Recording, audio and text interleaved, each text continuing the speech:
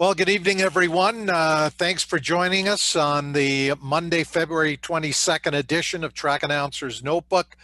Pat Gonzalez once again, along with Stuart Nodell. We've got a great show lined up as we count it down to Daytona Bike Week. And my wife will tell you I've been very grumpy lately because I will not be in Daytona this March for the first time since 1974, yesterday when I was young. Anyways, we've got a great show lined up tonight with Dan Kruger, along with Jordan Szoke, 14-time Superbike champion here in Canada. Going to hear about how his off-season's been going, the new deal with Canadian Kawasaki, and his preparations for what, if he can pull it off, will be his 15th Canadian Superbike Championship. And as I have coined it, the fight for 15. We're going to try to get Jordan to put that slogan on a t-shirt and sell them. The fight for 15. Looks like Dan's trying to join us. But Stuart, let's get into Nodell's notes, and then we'll check in with Jordan Szoke and Dan Kruger. Yeah, thanks, Pat. Just looking at some of the news over the course of the past week. And I just lost the screen for a second. And it looks like Alex Marquez's bike was introduced just a couple days ago for MotoGP. So I thought I'd share it because it looks pretty cool. And our good friend Yuji Kikuchi is the man working on that bike. And we're hoping to have Yuji on an upcoming show before the season starts to talk about his new rider, what's been going on in the off season. And I think you've all seen what happened in Texas in terms of the weather and the snow and the deep freeze and burst pipes. I think Yuji was dealing with that most of last week. And I think he flew out on Saturday. Not sure if he's going to Qatar or where he's going, but we'll get him on the show before the MotoGP season kicks off to just talk a little bit about what lies ahead in MotoGP. Yeah, I had talked to them. They had those rotating power outages, like half an hour on, half an hour off type thing. But I think they're okay. And then winning this past week in the Orlando Supercross was Cooper Webb. Had a pretty dominant win. It was early. The race was led by Kawasaki's Adam Cianciarulo, but he did have a crash. But that was following Cooper Webb passing him.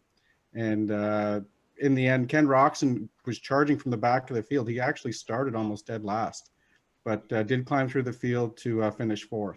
Well, it's been a bit of a seesaw Supercross season so far. Webb taking both of the wins at Orlando. They're off this weekend. And then, of course, March the 6th, the Daytona Supercross, where Eli Tomac, who is third in the championship, he's the defending winner of the Daytona Supercross. He's always run well there. I think he's got about 3 wins, looking to make it 4 coming up on March the 6th. And then here are the results from the weekend. You can see the top 5 was Cooper Webb, followed by Marvin Muskin. So that was a 1-2 for KTM. Then Justin Barcia on the gas finished third to round out the podium, and Roczen finished fourth, with Jason Anderson on the Husqvarna fifth. So a pretty good mix of bikes. Yeah, well, it'll be interesting to see how Barcia does at Daytona, because he's already won a round, and I think right out of the box that gas has been very competitive, and Barcia's been riding well. Yeah, it sure has. And right now you can see the point differential is about 6 points from Roczen in first to second place Cooper Webb. And then this is just a reminder that the Daytona Supercross is coming in 2 weeks' time. And they have been selling tickets for a while. I'm not sure the exact number of tickets that they'll sell for the event. That might be a bit of a moving target, but whatever it is, I think it'll be similar for the Daytona 200 a week later on March the 13th. That main grandstand at Daytona holds a little over 100,000. So if they give them 20%, and they were fans, of course, for the road course NASCAR Cup Series race yesterday, probably about 20,000 is what I think they'll be limited to in the grandstand, and probably a few more in the infield.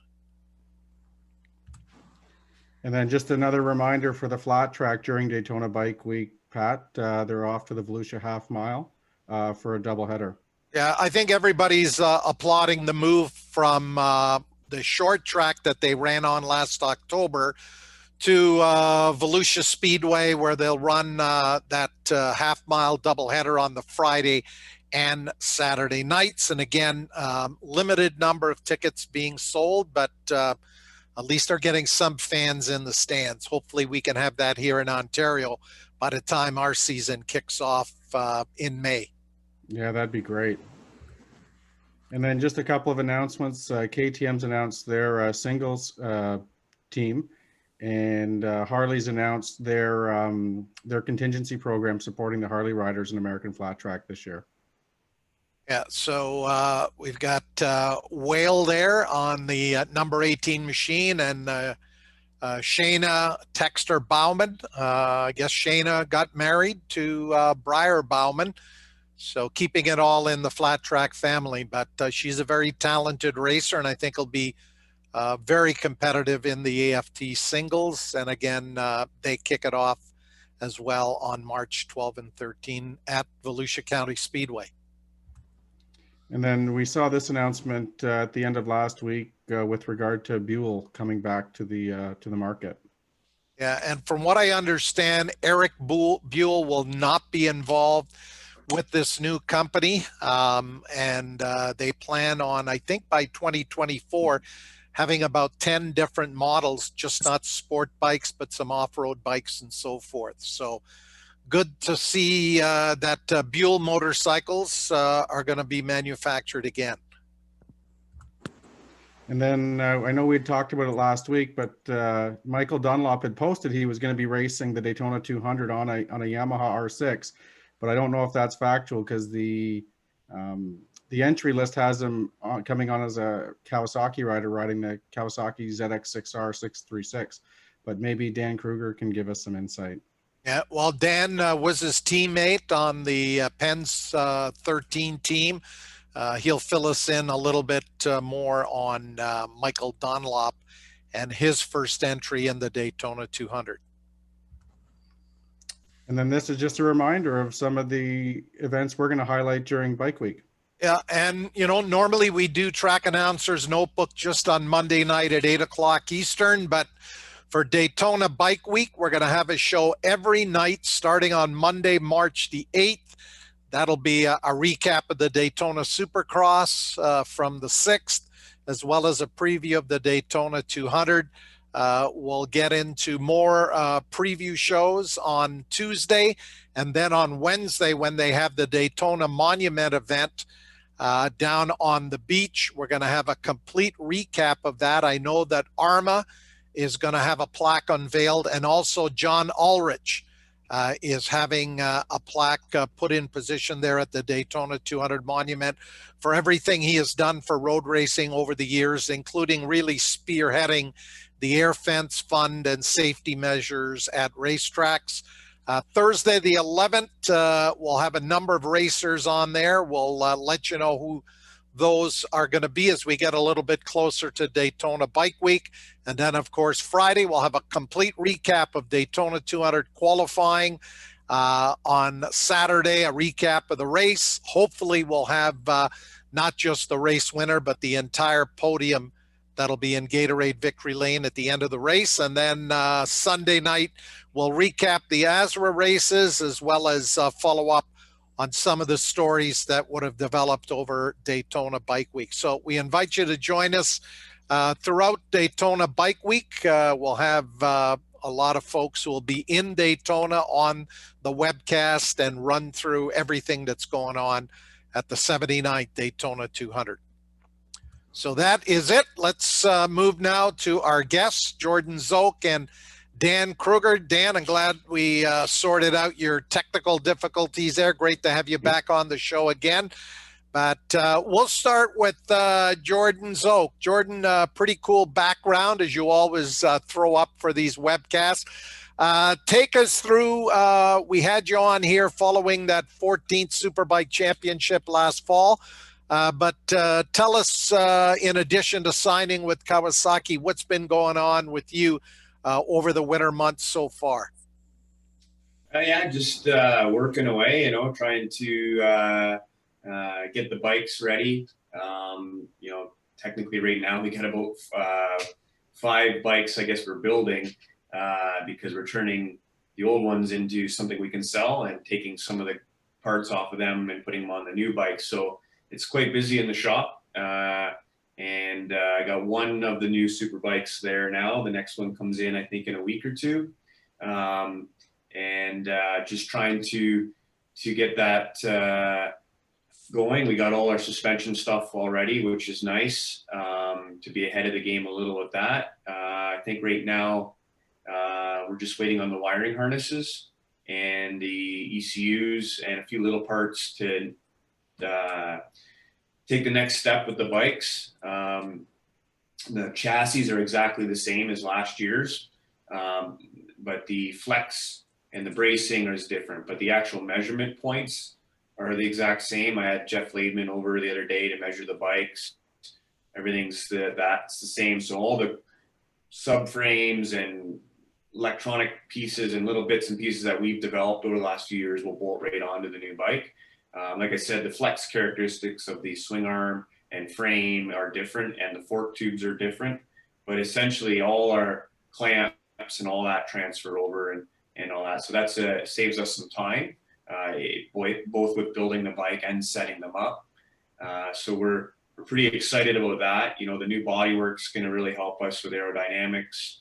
It also looks pretty cool, and the new electronics all being fly-by-wire and gives us more options with a 3D graph like BMW would have, for example, for tuning the traction control. So it's really going to step up the game with that was one of the weak points with the previous Kawasaki, was just the adjustability of the traction control and all that. Now it's going to be a lot better. So we're looking forward to it, and we've already got a good jump on all that. We're using the motors from last year. They're fully developed with a lot of power. Scott Miller from Fast Company there put a lot of time in last winter on the cylinder heads. So we're pretty excited that we're going to have just that much better of a package. Now, what about, I saw that you had about 3 Superbikes for sale. The Honda from, I think, 2011, your 2018 BMW, and at least one of your last year's Kawasaki's. How's the Superbike sale been going so far? And if you haven't sold them all, maybe there's somebody on Track Announcer's Notebook tonight who's looking to get a really fast track day bike, or maybe go racing. Yeah, we have 5 for sale right now. We've had the BMW for sale since 2018, but they just don't sell. It's a bad market. The mid-90s, and I've never sold to another racer. They always go to track day guys. So that's our focus, is to take some of the stuff off them and make them a little more track day orientated. But the BMW is full. It's got everything on it. So that's what makes it a little bit more expensive. It's just a tough sell. The market right now is tough with COVID and everything. Not everybody's got $30,000 in their pocket to buy an next Superbike. But, whatever, at some point in time, they'll move. And like I said, most of our sales go to track day guys. And I have a few of them interested. And I keep bugging Ross Milson. He always wants my Honda. So hopefully he'll dig into his pocket and take that thing. But yeah, just working on them, getting them ready to move. We downsized our big race trailer. It's for sale as well at the moment. So we're built a new one to accommodate the smaller times. And so yeah, we did just plugging away. I got the trailer almost done, everything except the generator box. So we're in a good spot. We've been working hard all winter with that, and with nothing else going on, it's been easy to really get on top of all the things and get things where we wanted it with the bikes that we never could, being so busy in the past with all my other projects, right? So Jordan, while you're building these bikes, what are you doing in terms of working out, riding, to prepare for the assault on that 15th Superbike championship? Right now I'm ice riding like 3 days a week, like usual, and cycling every day. And not doing a whole lot in the gym right now, just because I'm so busy with the ice riding and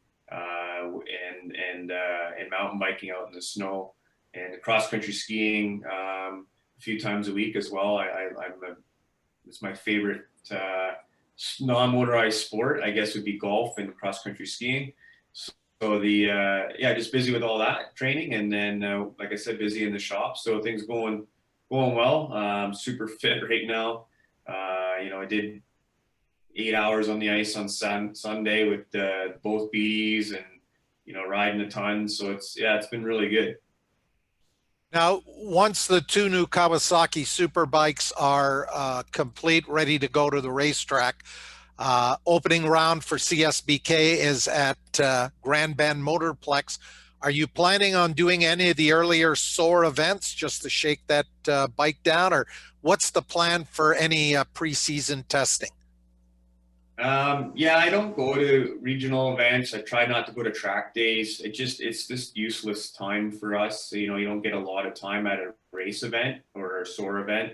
And then there's always a ton of traffic. So what I usually try to do is I do a day or two at Grand Bend. I rent the track myself, and then it's just worth it for us to get that valuable time. If I'm paying John and all the crew to be there, we really want to maximize what we're going to get. And then, but we will probably do one of the Calabogie track days with Sandy there. Their track days aren't as busy for the fast group, so it's nice. It's not as bad there. Plus, we're going to be going there. I don't think it's been announced yet, but it's rumored that we're going to be going there the weekend before Grand Bend and actually having a fifth Canadian round. So that is something coming down the pipeline. So we'll have two events at Calabogie. So that's that's another reason why we'd want to go there ahead of time to get another day in if we can, just to make sure we're on our game for when we go there, because they are going to be shortened weekends. They're not going to be our normal 3 days. They're going to be 2 days and limited track time. So for preseason, we'll try to do a couple Grand Bend days when we'll try to do a couple or a day at Calabogie. Well, I guess you heard it first here on Track Announcer's Notebook that fifth CSBK round could very well be prior. So that would make it probably late May or early June that the season, in fact, will kick off at Calabogie and not at Grand Bend Motorplex. But again, rumored here on the show, to be confirmed by Colin Fraser on a subsequent show. Jordan, I was going to try to sell one of those Kawasaki's to our next guest, Dan Kruger, but he's already bought Stefano Mesa's Kawasaki. Dan Kruger, welcome to Track Announcer's Notebook. How are you doing down there in Georgia? Good.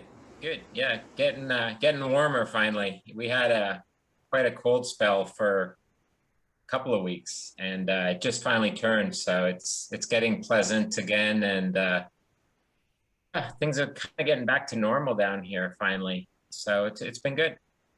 So tell us about the move to buy Stefano Mesa's Moto America Stock 1000 Kawasaki. Was that based on using that to do some racing in the U.S., or maybe even looking at doing some of the CSBK rounds?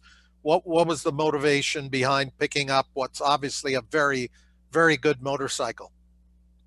Yeah, no, it was just to stay bike fit. I mean, my schedule, I mean, everyone's life has been turned upside down. My racing life has been turned upside down because I had positioned everything to be international. And obviously international travel came to a standstill. A lot of my racing was either canceled or postponed.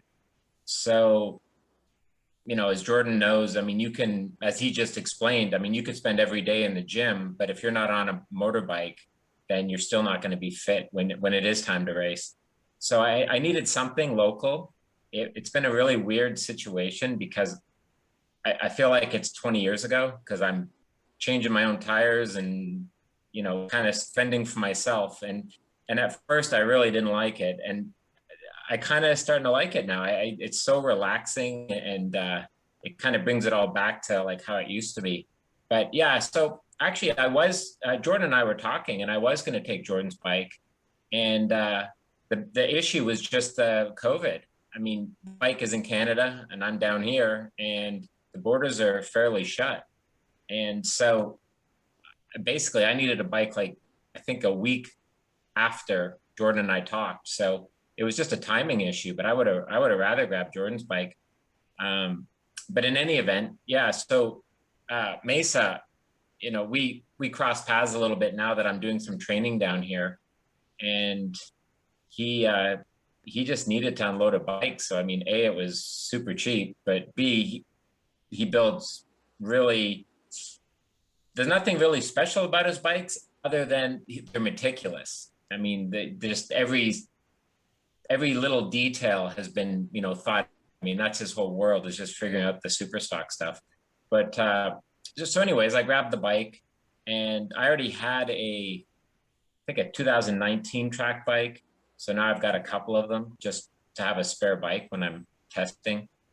To Jordan's point, I mean, these track days, I figured out very quickly that you can't make any progress. You can't even really stay bike fit.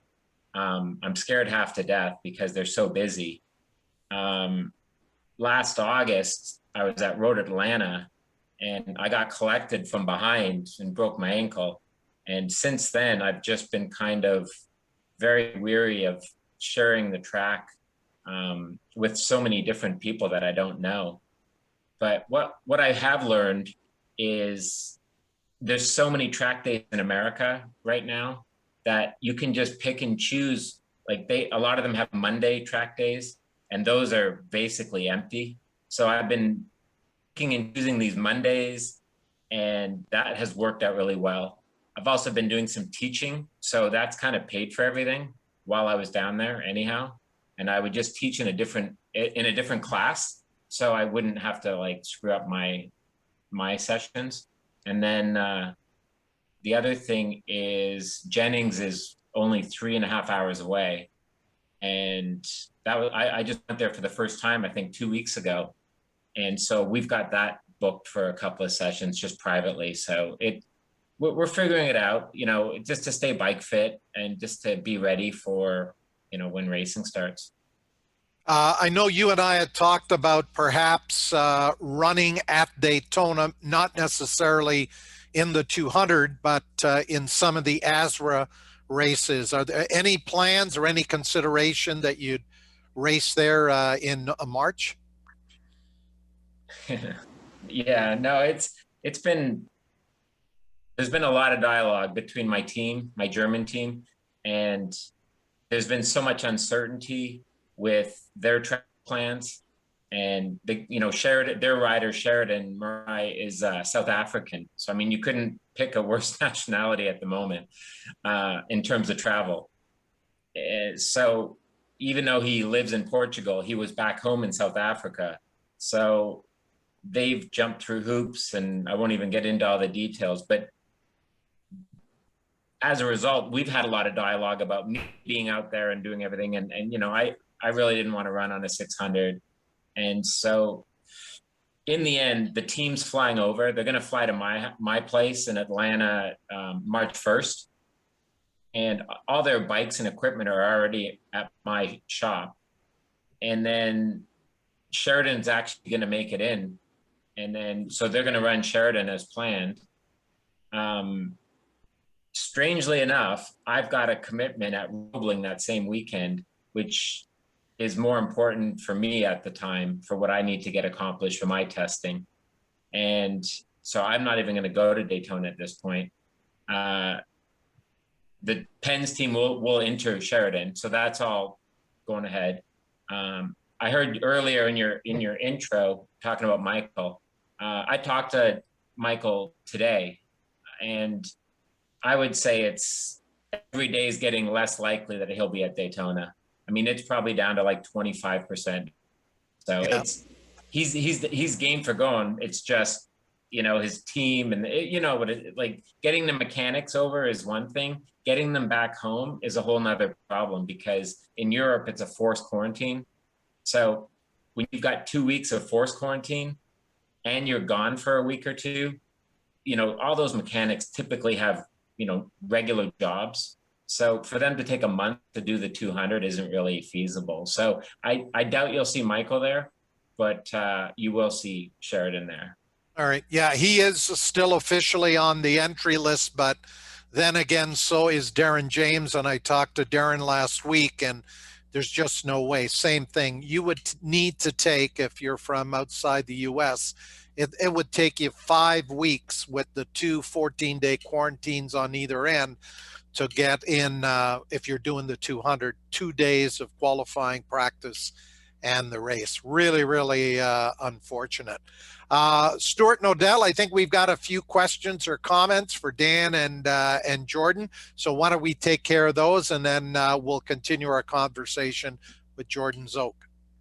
Yeah, the first question, Pat, comes in from Stu Shaw to Jordan Szoke, and he's asking if there's any one championship that means more than another, and whether it was tough competition that year, injuries, or etc. Yeah, that's a good question. I mean, they all have a real special moment in time for you. You know, it's, you know, a race or a championship, or how it came about. You know, the first one, obviously, you remember. You know, just the stuff you have to overcome because you're learning. You know, the championships, I always say every year it's zero. You have none. You know, it not just because you won one doesn't mean you're going to win two. And, you know, it doesn't make it any easier. The only thing you gain from winning championships is experience and knowing how to position yourself. You know, I learned a lot from Steve Crevier on how to collect the points to get them. But, you know, it's usually the ones that mean something to you are usually the ones where there's something bad that happened. You know, like 2002, I was leading the Superstock Championship in the US ahead of Ben Spies and Tommy Hayden. You know, and I ran into border issues. And then I was actually supposed to take the ride that Ben Spies got at Yoshimura. And who knows where I would have went. We know where Ben Spies went. But I lost that opportunity. But I came back to Canada and won the championship here, you know, on a bunch of borrowed bikes. And, you know, Scott Miller gave me one, Blackfoot gave me one. And so that one's special because I turned it into something from nothing. That was, you know, like that year. You know, 2015 was another one that was special because I come off of losing my thumb, not being able to compete when I was leading the championship. I couldn't compete at the last round. And then after that, whether my thumb was going to be any good to ride, I quit, right? So, you know, when I won 15, that was really cool. You know, the year I won the championship with Cordy at Mossport, that was one of my favorite races of all time. And then also winning the championship that weekend, it was just, that would be a really special one too. I mean, they all have, like I said, something special. You know, the years with Kawasaki, 06 to 09 were really special because, you know, I got on the Honda in 04 and 05. I came back from the US where I had a really great year. You know, we were constantly in the top 10, a couple fifth place finishes, which are amazing under the circumstances down there. And then came back to Canada and rode the Honda. And I think we won one race in 2 years. It was the worst bike I'd ever ridden in my life. You know, not prepared. Scott Miller prepared it fine, but, you know, I always, you know, quote Jake Zemke on that bike. And they asked Jake Zemke what track best suited the Honda from 04 and 05. And he said Bonneville, because it was only good in a straight line, you know. But so when I came back to Kawasaki in 06, everybody thought I was washed up. And then I came out and I won the championship that year, and both 600 and Superbike, and proved that I wasn't washed up. So that one meant a lot to me. You know, obviously rebounding off of bad years or where the championships mean the most. And then we went on a great run with Cowie there. And that was just such a cool era too, to be winning championships, because the competition was so tight. You know, just to be in the top 10 was a big deal. So those ones really mean a lot too. I mean, they all mean something, but there's always a story leading into why it's important that you won that one. And that's more what I think about than anything is like the overcome you came to get them. Stuart, we got a couple of other questions there for Jordan or Dan. Yeah, I just got a couple. Just one more question for, I guess it would be Jordan or Dan, probably more Jordan. But Kenny Abbott from Cycle Vision Network has asked, what are the primary differences from the Canadian Spec Superbikes versus World Superbike or Moto America? Yeah, I mean, I'm sure Dan can give you a lot of insight too. Him and I have talked a lot about the bikes that he rides and then what he was looking for in a track bike. But our Canadian bikes are pretty cool because they're stock chassis and you can't do anything to the chassis itself, but you can do links, you can do clamps, you can do the shocks, you can do the fork internals. AMA Superbike and World Superbike, you know, they can replace swing arms. And they can put a full, World Superbike, it's basically a MotoGP bike. Those bikes are next level. They can modify the frame. They can do all that. You know, I like the British Superbike rules where they're allowed to put a little more bling on their bikes. They're pretty cool. But our bikes are very close to super stock in the US, except we're allowed to put parts on them that make sense in my mind, you know, like chain adjusters that help you change the wheel better. We're allowed to run triple clamps on ours, where super stock, they have to use the stock clamps. But so our rules are kind of a hybrid rules. They're not necessarily like anything else in the world. So sometimes it's hard to get a little information on setup with our bikes when we're talking to people around the world that we know. But I think our rules make sense. The only rule I wish they would open up really is allowing different, aftermarket rims in there, because sometimes the stock wheel is worth more money than the aftermarket wheel, and the availability of getting them is sometimes difficult. But our rules are pretty good. I'm happy with that. You know, at times in Superbike, I think they should just get rid of the dyno. I mean, if you want 210 horsepower, should be have at it, as far as I'm concerned. Yeah. Dan, what's your take on the differences, and even compared to the Superbike you were racing in China for all those years? Yeah, I think, well, in China, the rules are similar to World Superbike. So you're not limited to anything other than budget. However, we opted to go with more of like probably what Jordan had set up in Canada.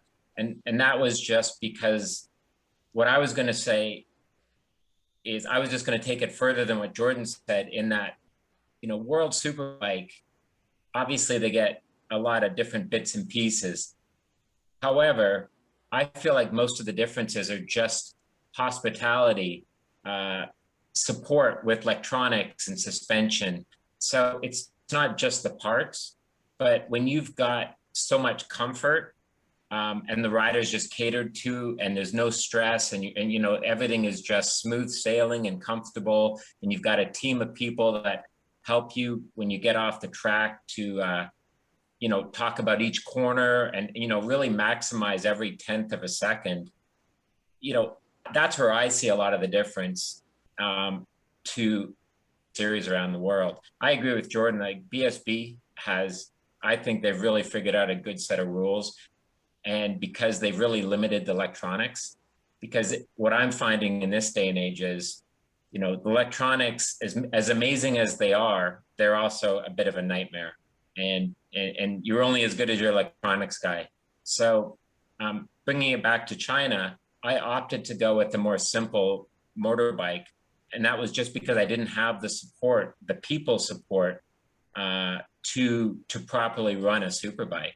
So it would have been fun, it would have been nice, but I also probably would have went slower. Stuart, anything else in the Q&A? Just Kenny Abbott's also said the guy should consider doing the track days with Motovid, which I guess is a track day provider. They do a few dates up at Blackhawk and at Elkhart Lake, Wisconsin, and they do them midweek. But Elkhart Lake, Road America is an awesome racetrack. Amazing. Yeah, that place is super fun. One of my coolest stories is from there when I rode the Harley. You know, it wasn't as competitive as everybody else, and it was a rain race there. So now we're kind of competitive, and I was running up in the top 10, which was amazing feat at the time, and I crashed, and so did Aaron Yates. And I was so in the same corner, and I was talking to Aaron Yates, and I'm like, you know, it's Aaron Yates, right? He's wicked. Everybody loves Aaron Yates, but none of the crowd cared that it was Aaron Yates. And the crowd was swarming me because I was on the Harley. That's Harley country up there, right? So that was popular up there when I was on the Harley. And I'm like, are you sure you want to talk to me and not Yates? But yeah, it was. It's a beautiful racetrack. You know, I've loved going there. That's one thing I miss about racing the AMA is going to Road America. It is so much fun. Yep. Was there once. Amazing racetrack. Jordan, earlier you said the Honda was the worst Superbike you have ever ridden. What is the best Superbike you've ever ridden, at least so far? I mean, it's hard to say. I mean, like I said, the 2010 Honda that I won on was amazing. The full 405 was not, right? So, and it's hard to pick and choose, you know, like, a lot of it too is what's suiting you and the team you have around you, like Dan has said, you know, that make you feel comfortable and all that. You know, I was lucky when I got on the Cowie in 98 because the Cowies were the bike to be on everywhere in the world at that time.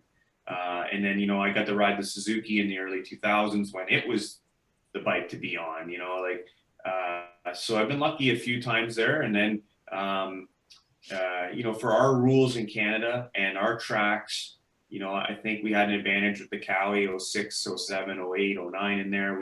I definitely had an advantage with that bike. You know, the good power, it came out of the corner hard. I think in the world stuff, they struggled with them a little bit. But for our tracks, they suited it where you could drive them in hard, stop them, turn them, stand them up, and wheelie them out, and not have to worry so much about the corner speed part of it. I think that's where that bike was good. And then obviously, you know, our series took a big dive like everywhere else. And, you know, the BMW years I had here, they made it easier to get the job done with limited crew. You know, they were very work easy that way. But you know, I'm enjoying being back on the Cowie. It suits me, and I'm looking forward to the new one and what's coming with that. You know, I've been very lucky. I rode a Ducati for Fast by Faraci when it was the fastest bike on the straightaway. Nobody ever came near those things on the straightaways. So,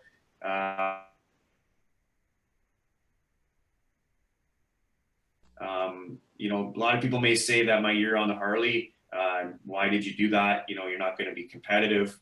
But the whole thing, like as Dan has mentioned before, the whole team around the Harley was amazing.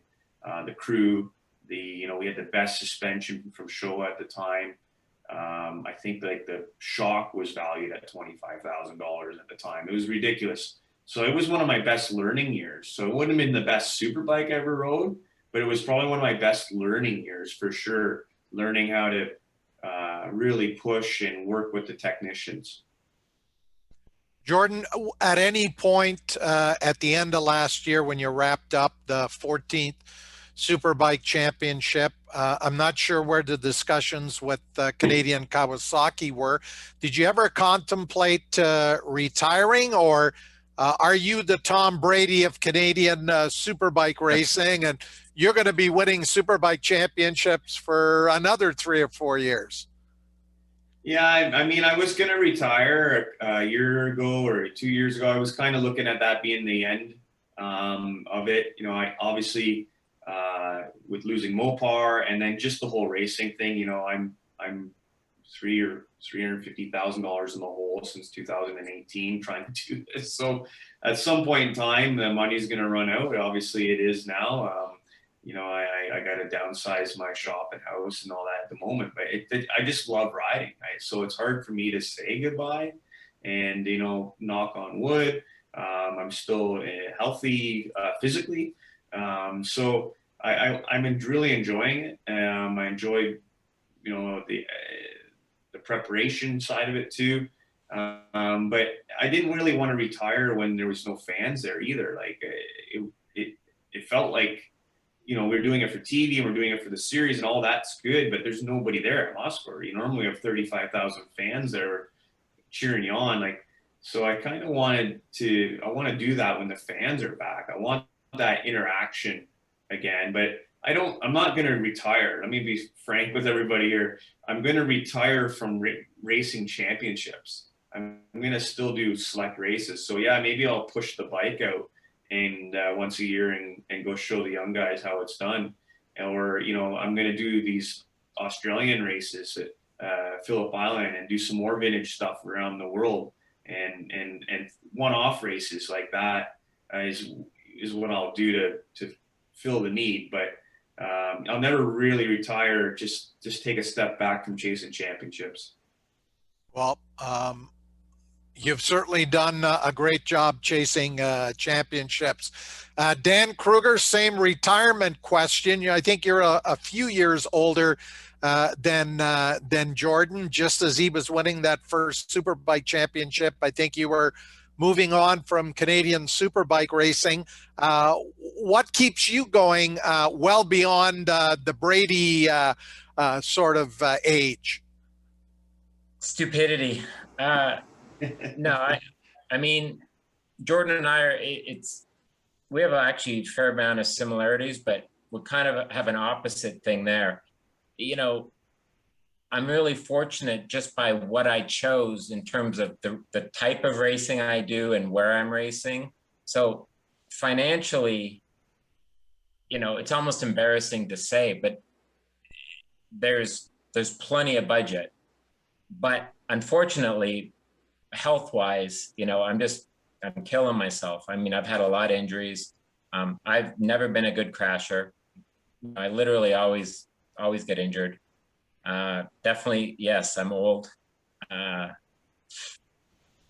It's what keeps me going. Well, probably the same thing that keeps Jordan and everyone else going. I've never wanted to be the guy, which is literally every racer I know, that retires and then starts racing again. So in my mind, I've always planned to retire plenty of times, but I just kept it quiet because I didn't want to come out of retirement straight away, like boxers and racers and everything else. So, but I'm also, you know, Jordan's future, what he just kind of shared with you guys, is what I've been doing. Yeah, I've been doing that Chinese Superbike Championship, but with COVID, that's been shelved. I love not traveling to China every month. Love it. I can't see myself jumping back on a plane every month to go to China. I mean, I'm hanging out with my family, my kids. You know, it's amazing. I just bought a toy hauler. Like, I'm doing the whole like local thing. It's a lot of fun. You know, I'm entered this year. I've signed a contract to race in Finland for the Imatra race. I'm doing Freiburg in Germany, and I'm doing Macau. Those are the only 3 races that I've signed a contract to do. I'll probably do 1 or 2 other things, but I'm picking and choosing what I enjoy. And I think Jordan's on the right track with doing that. And I love motorbikes in a different way. Like, I don't actually like sitting around staring at bikes or talking about bikes. I just really like riding bikes. And I love that competitive feeling. And it's not just motorbikes. Like, I like running marathons. I like chasing or racing my kid in the backyard. Like, that whole competition thing is a bug. The adrenaline aspect of it, like everybody talks about. And I really found my calling with road racing. I really enjoy racing on the roads. Circuit racing is, age aside, it's a whole different thing now. you know, the way you ride the bikes, the way you use electronics. It's a whole different beast altogether. And if you're not giving 110% and crashing and then backing off and then pushing again till you crash, and you know, you're nowhere. And your bikes have to be sorted, and you know, everything has to be so figured out. Whereas road racing is highly competitive. You get all the fix of adrenaline and competition, but it still has a slight aspect of, you know, how racing used to be. When Jordan won his first championship, when I was still in Canada, you know, we would talk in the paddock and have bonfires. Now, I'm not saying we do that, you know, at the Northwest 200, but it is a different paddock. It's much more friendly. Everyone wants everyone to be safe. You know, there's a different concern when you're on the roads, and it's not really about who wins. It's more about, you know, preservation of yourself. So I just like that vibe a lot better. It works for me. Dan, you mentioned going to Jennings GP and doing some riding there. What other tracks, like, have you been to Road Atlanta, Roebling Road? What are some of the other tracks that you're going to be hitting on that Kawasaki? So that's kind of the fun part of this is you know, I've never ridden any of these tracks. I did Road America years ago with AMA, and that was like, I love that track. But down in the South here, all I had ever done was Daytona. So this has been so much fun. Last week I rode, I think it's Palm Beach. It's the old Morosa, like PBIR or something. And real simple track, but you know what? It was 88 degrees. It was gorgeous. I did Homestead a few weeks ago. Jennings, Road Atlanta I did, I think, a couple of times, August and some other month. I've done Barber a few times. I love Barber. I just was looking at my schedule. In the next 2.5 months, I'm going to be at 7 tracks. I'm riding quite a lot. Jennings again, Roebling, Barber, Road Atlanta, and VIR. So it's, you know, I have to be honest, I don't enjoy really the track day part of it because, to Jordan's point, it's very nerve-wracking because either the guys know who you are and they want to beat you because they think they're in a race, or they just follow you. Like they're still learning a lot of guys are still just learning how to ride, which is perfect, but they're not really paying attention to their own riding or the track. They're following you. And so if you're going deep into a corner, obviously bad things can happen, and it did happen to me. So I'm kind of doing something really peculiar, like anywhere where there's a real slow corner, I'm kind of following the line, and at the last second, I'm kind of changing the line because I'm just so scared I'm going to get hit from behind. But you know, that aside, it's a good group of people. Everyone's very friendly. You'd never believe how many people are at these track days. There's hundreds of riders every single track day. They're all sold out. So it's alive and well down here. But yeah, those are the tracks. And I've got my toy hauler and my diesel pusher or diesel dually, and bring the kids out and my wife. And it's, you know what, it works for me. It's good. Yeah. Jordan, for the 2021 season, I know last year a number of your top competitors elected not to run the series. What are you hearing, and who do you expect to be battling you for that Superbike championship this year? Yeah, I mean, I heard Ben's supposed to come back. We'll see how competitive he is. You know, he didn't ride it all last year. He doesn't ride dirt bikes. He doesn't ride ice bikes, like Dan said. You know, I don't think he even rides his bicycle outside in the winter. And you know, Ben's the guy right now, but I'm a little skeptical on how competitive he'll be right off the hop. I know they still haven't had much time on that new BMW. You know, I really think Sam, you know, he was on a 2010 last year and was ripping. So if he gets a newer bike, I think he'll be the big guy to beat out there. And then, rumors, I don't know how true it is, but rumors that Dumas is coming to Canada now to ride. And I think maybe Patrice is going to prepare the bikes. That's just what I've heard. So, he's a young rider who's doing very well in the US. He's never ridden any of our tracks, so that'll be a bit of an eye opener for him. But yeah, it'll be interesting to see with all that. And, it's going to be a good year, I think, that way. I think you're going to see some good racing. And I don't count anybody out ever, And Jordan, in terms of this 15th Superbike Championship that you're going after, what is sort of the plan in terms of how you're going to attack it, given the fact if what you said tonight is true, it's going to kick off at Calabogie. Is that a track that you really excel on compared, not that you don't go fast on every track, but having 2 rounds at Calabogie, does that give you any kind of an advantage? Yeah, for sure. I think so. Yeah, it's a track where setup is key. It's like nowadays, back in the day, Mossport, was different. Now it's just a drafting battle. It's like Daytona. So it's really hard to be the better rider. If you're just okay and you get caught in the 3-bike draft, you have a chance of winning that thing. So you got to take advantage of the tracks like Calabogie, and obviously Grand Bend is another one where you got to take advantage of getting those wins. But Calabogie for sure is an advantage for me. I've been there a lot, since it's open basically, and it's a real racetrack.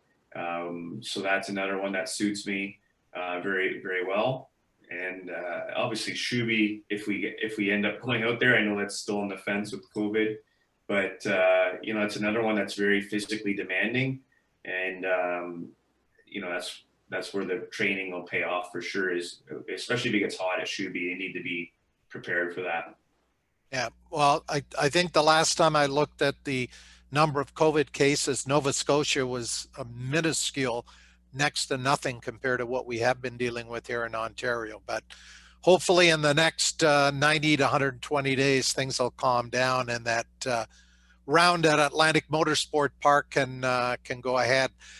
Dan Kruger, we know that the Isle of Man, the Northwest 200, a lot of the traditional major street circuit races have all been canceled. What are you hearing in terms of elsewhere in Europe and Scandinavia in terms of what their racing seasons are looking like? Yeah, it's unfortunately, it's still kind of week by week. My team that's coming to Daytona, they had to fly right back to do a test in Brno, I think, and it just got canceled today because of COVID. So things are still being canceled. Certainly Eastern Europe is very quick to cancel things. There was going to be a road race in Mexico that got canceled.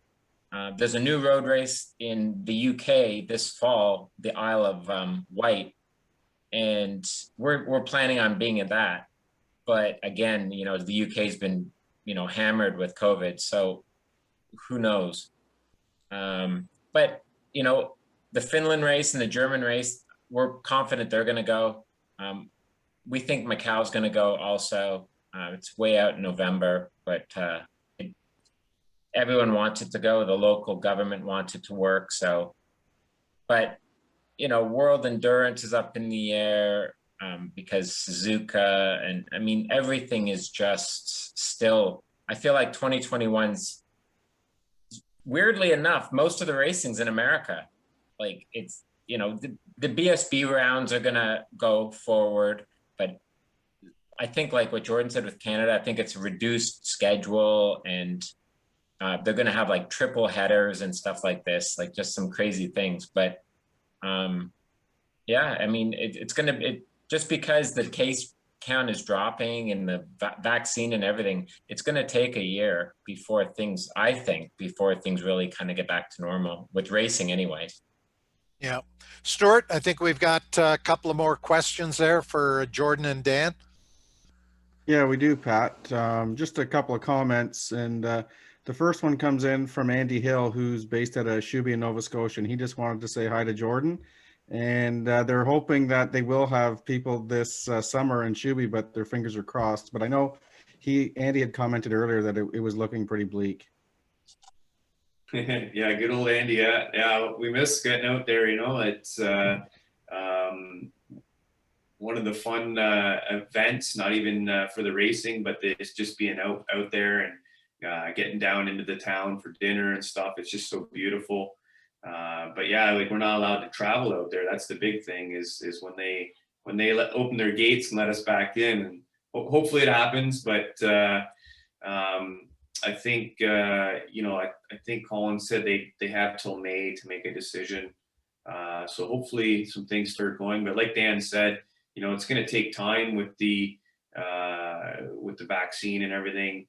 I mean, down in the U.S., most of the U.S. doesn't really believe in COVID, I don't think. But so it's a little bit more free for all down there. But up here, they're trying to do the right things, and we have to respect that. And nobody really truly knows what the right thing is. But it comes down to money too, to do the right things. With the COVID testing it costs money, and to put on events and properly COVID test people and all that, it's tricky. And that's what they're doing in MotoGP and in Formula One.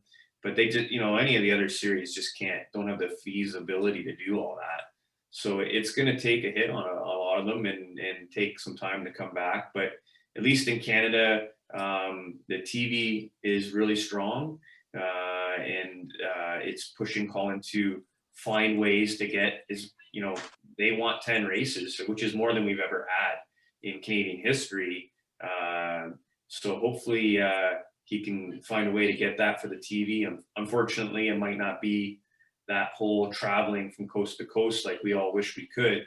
But at least we're going to get some good recognition out of it for our sponsors. And like, the TV numbers were really good last year, and they're going to be even better this year, I think, with all that. So at least there's some positive in all of it for sure. Stuart, I think we got a couple of more questions before we wrap up Track Announcer's Notebook. Yeah, just a couple of quick ones here, Pat.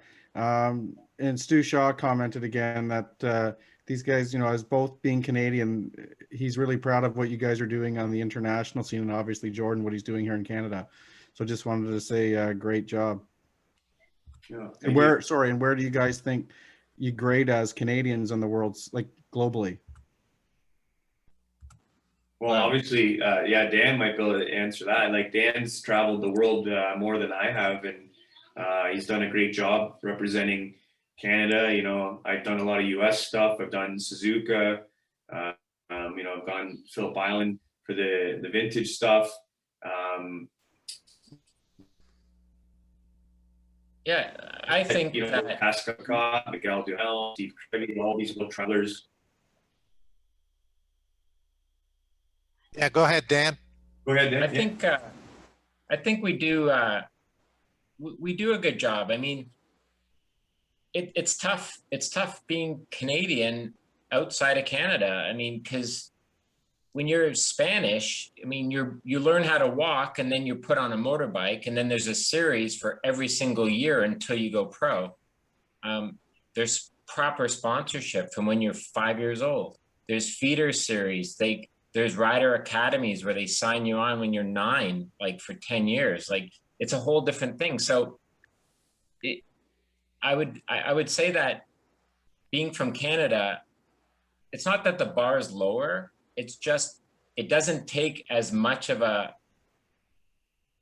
an accomplishment to really shine, because people understand that it's winter half the time and everything I just mentioned. So, and there's also, like Jordan said, I mean, we both can ring off the same 10 people that have really done well from Canada in the last 30 years. But you couldn't do that in Spain or Italy or the US because there's 150 people. So it's easier to make a splash. But I think more importantly is, I think any time that Jordan was racing in the States, you know, he was pretty quick to say that he was from Canada, like he was proud. I'm very proud also when I'm traveling the world to say I'm from Canada. And I think anyone from Canada that races outside of Canada is doing a good job. Yeah, and like Dan said, one of the things that's detrimental to Canadians is, you know, like Brett McCormick, for example, goes to World Superbike. He had a great year. He had an injury, came back. He did very, very well. And, you know, but to get him there, Pirelli had to put in money. All these people had to come together. It wasn't like, hey, Brett, you're awesome. Here's a ride. Like, it was bought and paid for, and for him, where as a Canadian, you're not bringing anything to the table. You're not bringing all this TV, or you're not bringing sponsorship. So like Dan said, a Spanish rider will get firmed up through. Well, the Repsol team is Spanish. Repsol Oil is Spanish. There's a lot of support for the riders because of that. You know, Americans get over there a little bit because America's a huge market for motorcycling. And so sometimes it's not just your skill and ability. It's that we don't bring a lot to the table outside of that, our skill and ability. So we have to be that much better skill and ability to even get a consideration. Well, Jordan and Dan, I want to thank you both for being on the show tonight. We've started a few rumors. There were a few rides we've got to confirm in terms of who's racing and who isn't racing in the Daytona 200. But we wish you all the best in 2021. Jordan, we got to work on that Fight for 15 Superbike t-shirt. I think it'll be a hot seller. Certainly more than those Superbikes. And Dan, all the best with all those great racetracks there in the Southeast that you're going to be going to in the next couple of months. Cool. Well, thank you. Well, that's going to wrap up this edition of Track Announcer's Notebook. We're going to give Stuart Nodell the final word, and we'll see you back here next week. Yeah, thanks, Pat. Just want to remind everybody that we're going to have all of those special shows during the entire week of Daytona Bike Week. And follow us on YouTube at the Track Announcer's Notebook. That way, if you do miss a show, you'll automatically be notified every time we upload a video, and that's usually every Thursday. Okay. Dan, all the best. I know you'll be cheering for Sheridan Moraes. Maybe we'll have you all back on to talk a little bit about Sheridan, particularly if he qualifies well during Daytona Bike Week. And Jordan, be well, all the best, and we'll work on that t-shirt. And when the snow is all gone, we'll get out the golf clubs and we'll get out there and play a little golf in between races. Well, that's it. Thanks to everyone for joining us tonight on Track Announcer's Notebook. For our guests, Dan Kruger and Jordan Szoke, and my co-host and producer, Stuart Nodell, Pat Gonzalez saying so long for now. We'll see you back here next Monday night for another edition of Track Announcer's Notebook. Be safe, be well.